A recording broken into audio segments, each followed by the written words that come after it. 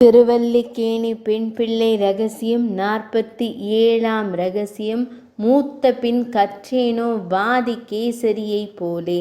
பெரியவாச்சான் பிள்ளை திருமாளிகையில் அழகிய மணவாளர் என்ற ஒரு ஸ்ரீ வைஷ்ணவர் திருமடைப்பள்ளி கைங்கரியங்களை செய்து வந்தார். ஆச்சாரிய சம்பந்தத்தால் ஸ்வரூப ஞானமுடையவராகிலும் அவர் முறைப்படி கல்வி கற்காதவர். அங்கு பழகிய பிள்ளையின் சிஷ்யர்கள் நடுவே இவரை படிக்காதவர், ஒன்றும் அறியாதவர் என்றே சொல்ல வேணும்.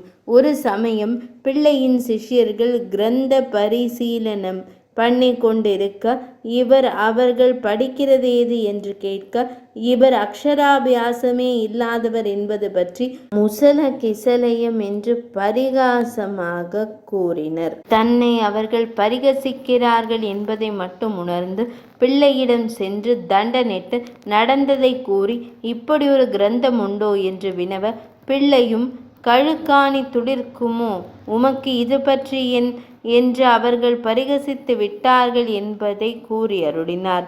இதை கேட்டு அவர் மிகவும் வெட்கப்பட்டு கூட ரோஷமும் பிறந்து பிள்ளை திருவடிகளை கெட்டியாக பிடித்து கொண்டு அடியேனுக்கு எடுத்தறிவித்து வித்வானாகும்படி கடாட்சித்தருள வேண்டும் என்று வேண்ட, ஆச்சாரியாரும் அவர் நிலைக்கிறங்கி விசேஷ கடாட்சம் பண்ணி 32 வயதாகிய அவருக்கு முதலில் அக்ஷரங்களை கற்பித்து மேலே கிரமமான காவிய நாடகம் முதலான சாமானிய நூல்களையும் பின்னர் சாஸ்திரங்களையும் கற்பித்தருளினார்.